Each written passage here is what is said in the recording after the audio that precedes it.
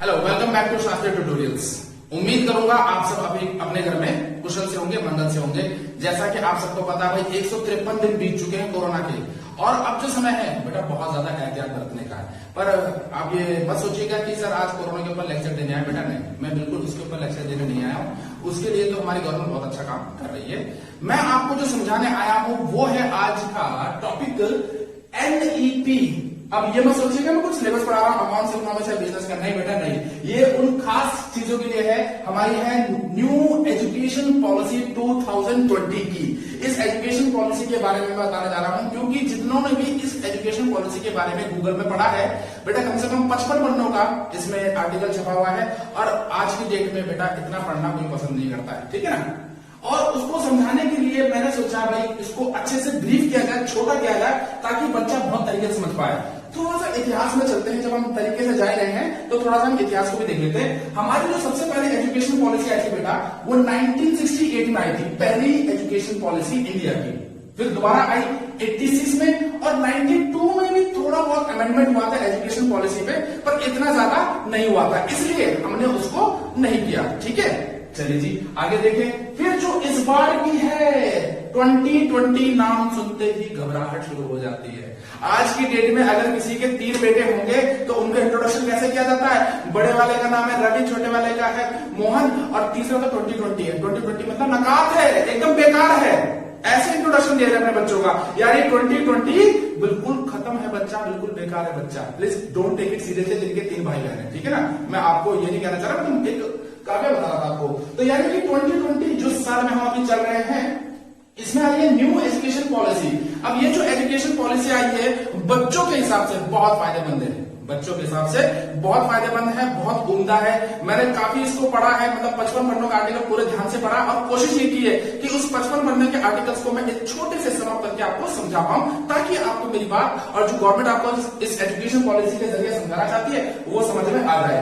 अब इसका जो इम्प्लीकेशन है बेटा, वो 2022 में या 23 में, अगर कोरोना का जो पीरियड है यानी कि जो उसके केसेस हैं कम होते हैं, तो बेटा 2022 में लागू हो जाएगी, नहीं तो 2023 में आगे चली जाएगी। होप सो ऐसा ना हो, 2022 में ये लागू हो जाए तो आप लोगों का भविष्य उज्जवल है। अब आप समझ रहे होंगे सर हमने भी थोड़ा बहुत पढ़ा था, तो क्या है जो न्यू एजुकेशन पॉलिसी है वो इस बेस पे है 5+3+3+4। तो मैथ का सम है? नहीं बेटा मैथ का सम नहीं, मैं बताऊंगा कैसा है इसको।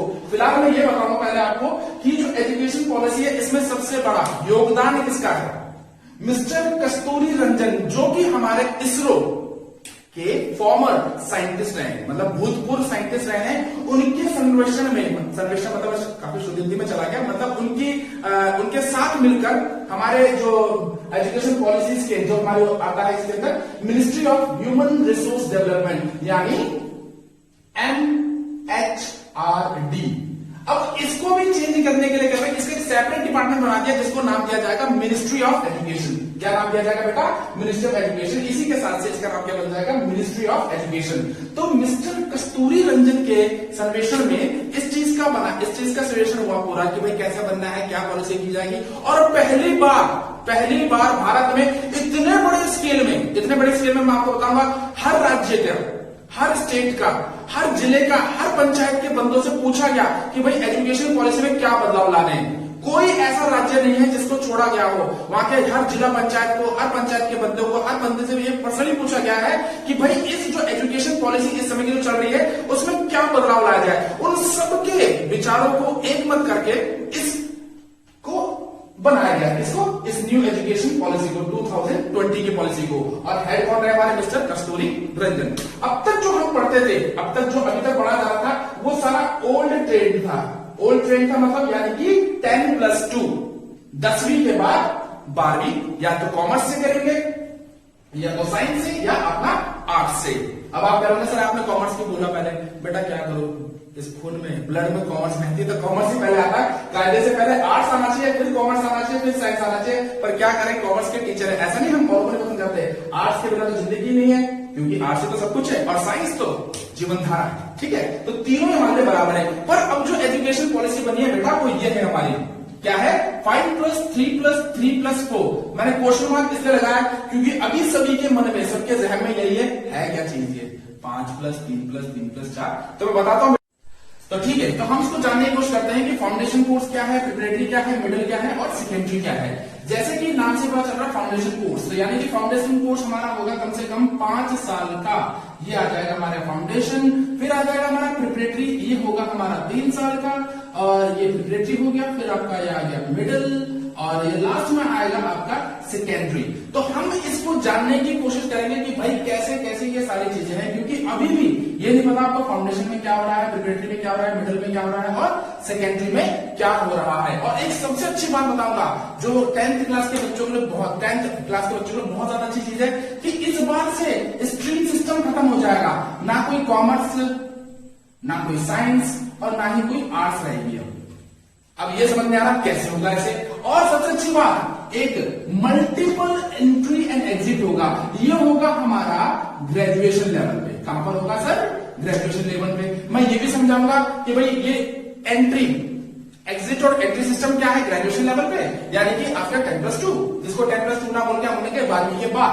और ये स्ट्रीम सिस्टम क्या है? बड़ा अजीब लग रहा है कि सर स्ट्रीम सिस्टम कैसे होगा। तो चलो, तो इसको जानने की कोशिश करते हैं हम कि स्ट्रीम सिस्टम कैसे होगा। तो ठीक है, आपको मैं इस पूरे प्रोसेस को चार्ट के जरिए समझाता हूं कि भाई 5+3+3+4 क्या चीज है। इसको यहां से समझते हैं चार्ट की मदद से।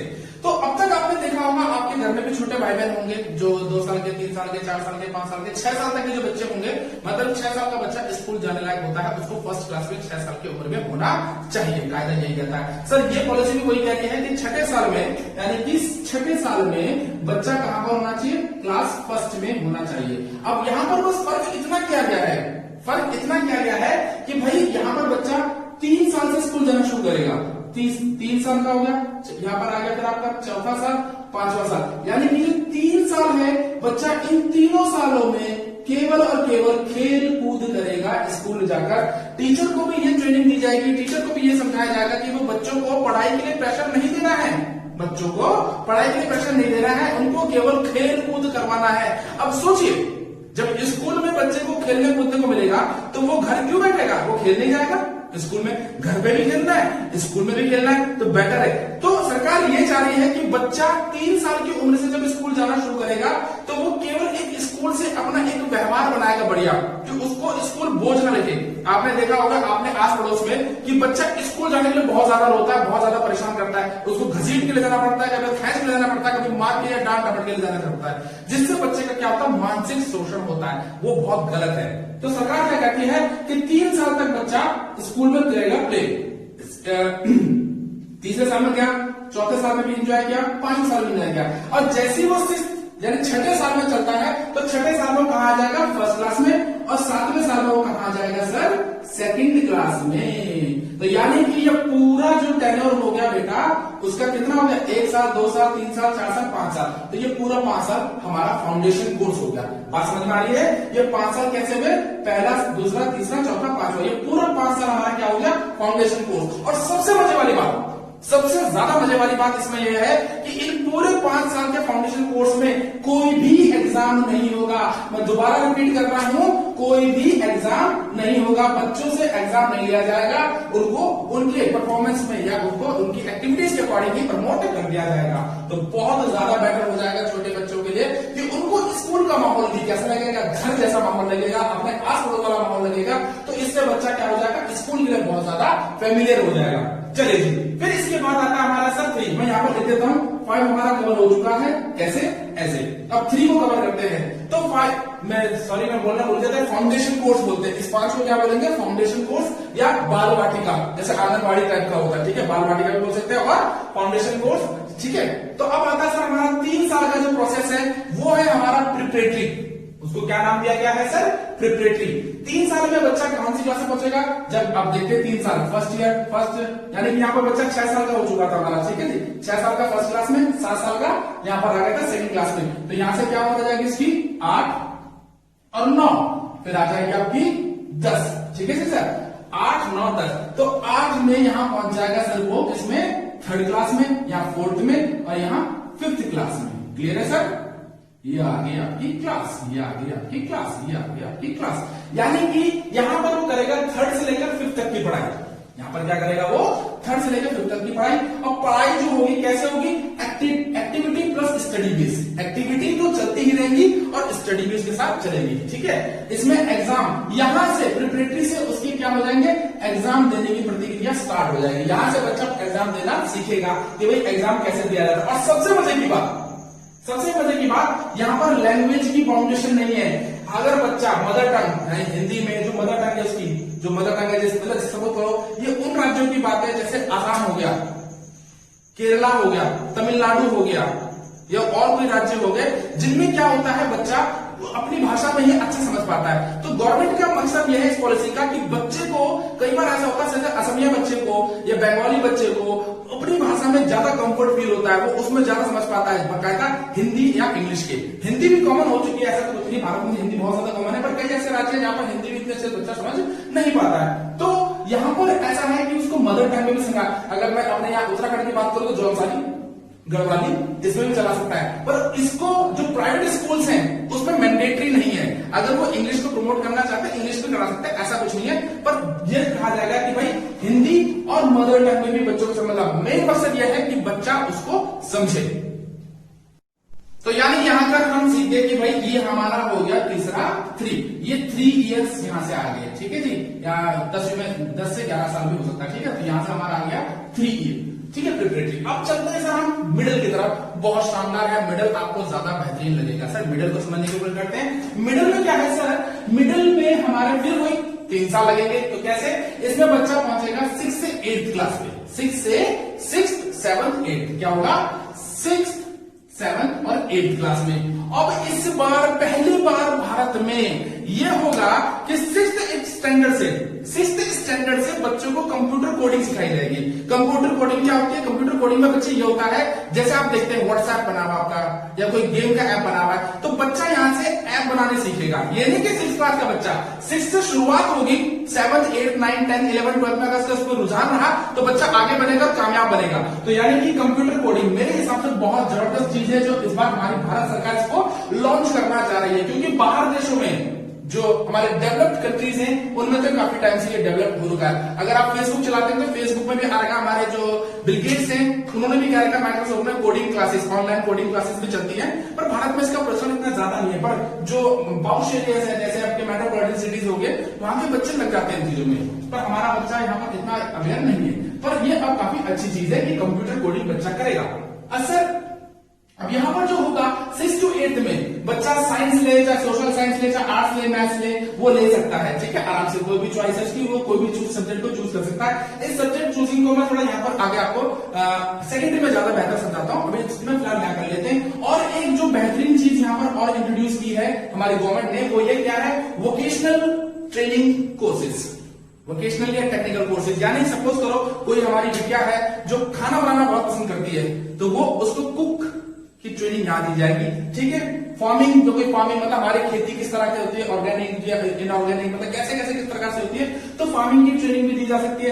कारपेंटर की, भाई ये टेबल कैसे बनता है, मेज कैसे बनती है, कुर्सी कैसे बनती है, यानी बच्चे के इंटरेस्ट के हिसाब से उसको किया जाएगा। इसमें ऐसा होगा कि भाई एक सेशन लगाया जाएगा जिसमें नो बैग सिस्टम होगा, मतलब कि नो बैग सिस्टम यानी कि उसमें बच्चों को वोकेशनल ट्रेनिंग दी जाएगी, टेक्निकल ट्रेनिंग दी जाएगी कि कैसे करते हैं, प्लम्बरिंग कैसे होती है, फिशिंग के आर्ट्स क्या क्या है। और इसमें एक और चीज इंट्रोड्यूस की है कि भैया 6 और 8 तक का स्टैंडर्ड का बच्चा एक इंडियन लैंग्वेज को पढ़ेगा।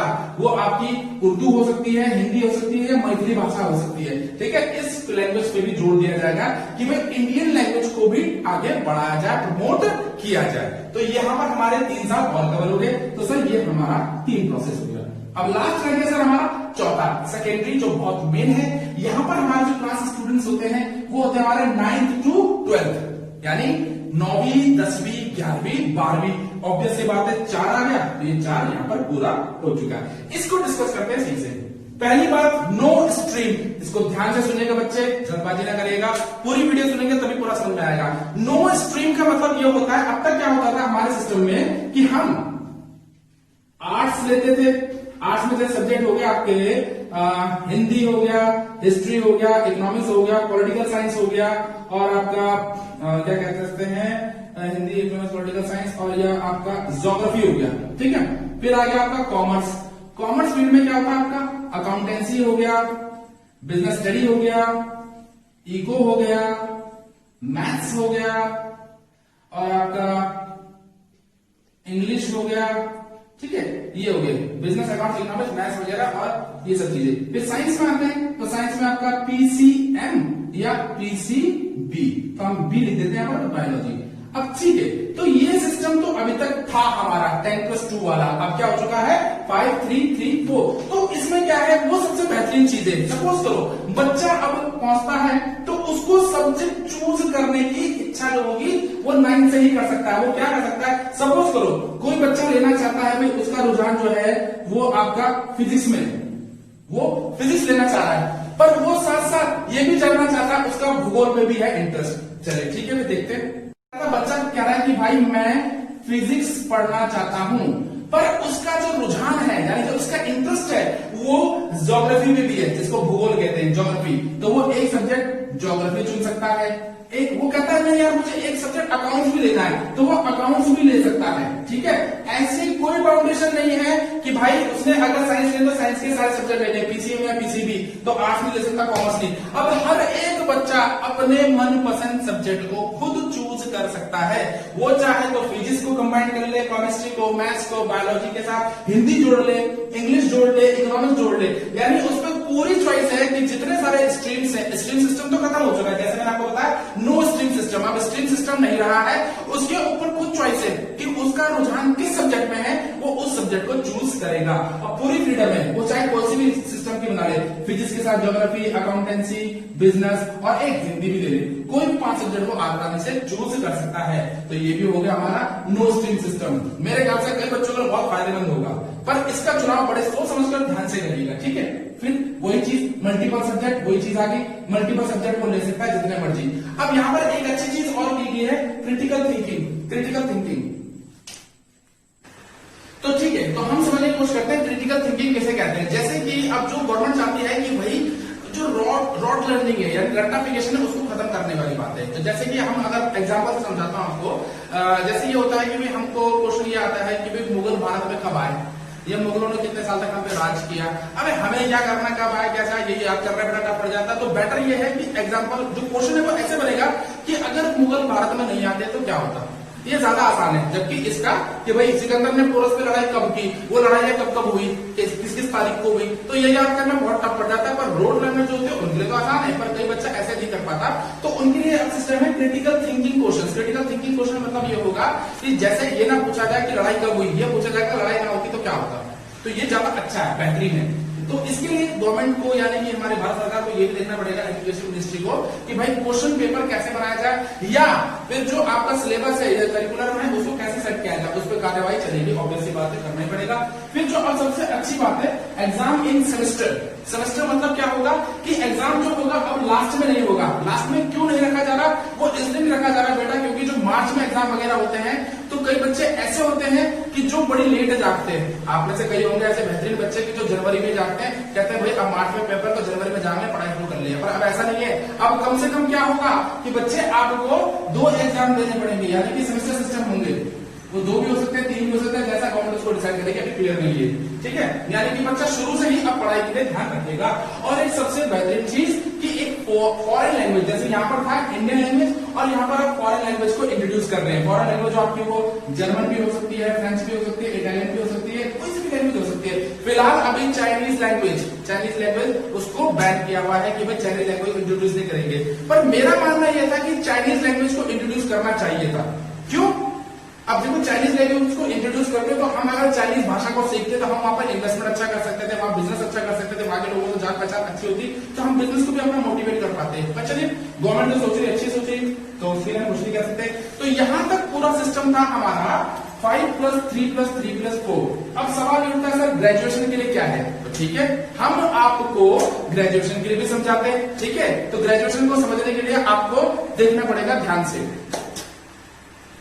तो ठीक है, तो अब कई बच्चे ये सोच रहे होंगे सर आपने 12th तक का तो बता दिया हमें प्रोसेस, 12th के बाद का प्रोसेस क्या होगा सर, उसके बारे में बताएंगे, निश्चित रहिए, कोई दिक्कत नहीं। अब तक जो है बच्चे आपका जो ग्रेजुएशन था वो पहले हुआ करता था 3 साल का, चाहे आप बीए कर लो, चाहे बीकॉम कर लो, चाहे बीएससी कर लो, 3 साल का हुआ करता था, पर अब 4 साल का हो गया। अब आप सोच रहे हो 1 साल तो बहुत ज्यादा बढ़ गया, मान बहुत दिक्कत होगी। होगी, पर बच्चे अगर इसका आपको पूरा समझेंगे तो बहुत शानदार लगेगा आपको गवर्नमेंट पॉलिसी के बारे में। चलो आप जानते हैं सर पहले साल, जैसे कि आप मैंने पहले बताया आपको 4 साल की होगी तो 1 साल 2 साल 3 साल और ये 4 साल हो गया। अब देखिए अगर कोई बच्चा इसमें पहले साल यानी 1 साल कंप्लीट करता है तो उसको मिलेगा उसका सर्टिफिकेट, यानी कि ग्रेजुएशन सर्टिफिकेट बोला जाता है उसको। क्या बोला जाएगा? Graduation certificate. और किसी ने अगर 2 साल कंप्लीट कर दिया तो उसको मिलेगा डिप्लोमा सर्टिफिकेट। 3 साल कंप्लीट करता है तो मिलेगा उसको डिग्री सर्टिफिकेट, और पूरे 4 साल कंप्लीट करता है तो उसको मिलेगा रिसर्च सर्टिफिकेट, ग्रेजुएशन रिसर्च। ठीक है। अब यहाँ पर जो नई चीज है वो बहुत ही बढ़िया चीज बता रखी है, री एंट्री। री एंट्री का मतलब क्या होता है मैं इसको आपको क्लियर करता हूं। सपोज करो आपने सन 2022 में आपने इनरोल किया अपने आप को बीकॉम में, बीएससी या बीए में, किसी में भी इनरोल कर दिया आपने, ठीक है ना। तो ठीक है जी, आपने इसमें इनरोल किया अपने आप को, और अगले साल 1 साल कंप्लीट करने के बाद आपकी फाइनेंशियल क्राइसिस आ गई, यानी कि आपको पैसों की कमी पड़ गई, या खुदा ना खास्ता आपकी तबीयत खराब हो गई, बीमार पड़ गए, कुछ ज्यादा तबीयत खराब हो गई, या शादी हो गई, आपका पढ़ाई वहां छूट गई। आपने 1 साल पढ़ाई की या 2 साल, चलो इसको थोड़ा हम करते हैं इसमें 2 साल कवर कर दिए, 2 साल पढ़ाई की और आपकी पढ़ाई किसी कारण से छूट गई। अब सबसे अच्छी बात है री एंट्री। सर 1 साल बाद भी आ सकते हो, 2 साल बाद भी, 3 साल बाद भी, यहां तक कि अगर 10 साल बाद भी आओगे तो सर आपका एडमिशन हो जाएगा। और सबसे अच्छी बात, ये जो 2 साल के जो क्रेडिट थे ये आपके प्लस हो जाएंगे, यानी कि जब अगला पढ़ोगे 10 साल के बाद तो 3rd ईयर की पढ़ाई पढ़ोगे। अब तक क्या होता था, अगर आपका 1 साल ड्रॉप होता है तो आपको दोबारा से शुरू करना पड़ेगा, first year, second year, 3rd year. पर अब ऐसा नहीं है, अगर आपने 2 साल का भी कर रखा है, 1 साल का भी कर रखा है, 3 साल का भी कर रखा है, तो जहां छोड़ा था सर 10 साल बाद वहीं से स्टार्ट कर सकते हैं। ये बहुत अच्छी चीज है, ठीक है ना। तो ये सबसे अच्छी चीज है कि ग्रेजुएशन हम 4 साल में ऐसे कवर करेंगे। अगर पहले साल में सर्टिफिकेट मिलेगा, दूसरे साल में डिप्लोमा मिलेगा, तीसरे साल में डिग्री मिलेगी, और पूरे 4 साल कंप्लीट करने में ग्रेजुएशन का आपको क्या मिलेगा? Research certificate. अब आगे चलते हैं पीजी यानी पोस्ट ग्रेजुएशन में क्या सीन है सर, उसको भी क्लियर कर लेते हैं। अब सपोज करिए पोस्ट ग्रेजुएशन जो होगा आपका सर 1 या 2 साल का होगा। अब ये 1 या 2 कैसे, वो बताते हैं सर। जिन बच्चों ने 3 साल तक कंप्लीट किया, यानी जिन्होंने डिग्री सर्टिफिकेट, डिग्री वो ले रखा ग्रेजुएशन, तो सर उनको 2 साल का करना है कम से कम, और जिनके पास रिसर्च है तो उनको 1 साल का करना है ग्रेजुएशन, पोस्ट ग्रेजुएशन। तो बहुत बेहतरीन चीज है। आप ऐसा नहीं कर सकते कि 3 साल आपने डिग्री का सर्टिफिकेट लिया और 1 साल का आपने पीजी, नहीं सर ऐसा नहीं चलेगा। डिग्री यानी कि आपको तो कम से कम 4 साल का करना पड़ेगा, और अगर आपने ग्रेजुएशन ले लिखा पूरा रिसर्च का तो आपको क्या करना पड़ेगा? 1 साल का, और आपने अगर डिग्री का किया तो आपको क्या करना पड़ेगा सर? 2 साल का। तो यहाँ पर, और दूसरा अब एमफिल को हम गवर्नमेंट ने फिनिश कर दिया है, एमफिल का कोई सीन नहीं है, और पीएचडी 4 साल की कर दी गई है, ठीक है। तो ये पूरा हमारा था न्यू एजुकेशन पॉलिसी का 2020 का। आई होप आपको समझ में आया होगा बेहतरीन। अगर कोई चीज या कोई डाउट होगा तो आप मुझे कमेंट बॉक्स में लिख सकते हैं, डेफिनेटली मैं पूरी कोशिश करूंगा आपको उसका जवाब देने का। Thank you, have a good day.